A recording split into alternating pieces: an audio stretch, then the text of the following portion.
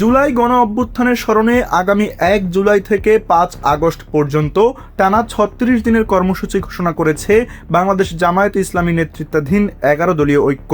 বৃহস্পতিবার রাজধানীর মগবাজারে এক সংবাদ সম্মেলনে এই কর্মসূচি ঘোষণা করেন জোটের সমন্বয়ক ও জামায়াত ইসলামীর সহকারী secretary general doctor HM. Hamidur Rahman Azad.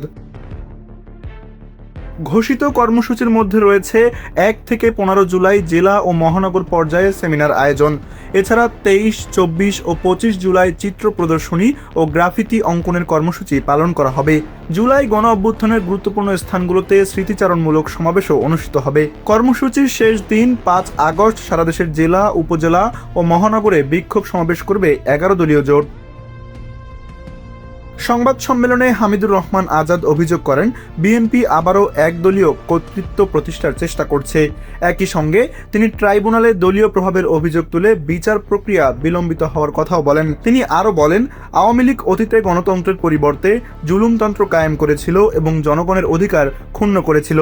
জোটের নেতারা জানান, এসব কর্মসূচির লক্ষ্য হল জুলাই গণ অভ্যুত্থান সম্পর্কে জনসচেতনতা বৃদ্ধি, জুলাই সনদ বাস্তবায়নের পক্ষে জনমত গঠন এবং অতীতের গুম খুনের ঘটনার বিচার নিশ্চিত করার দাবি জোরালো করা।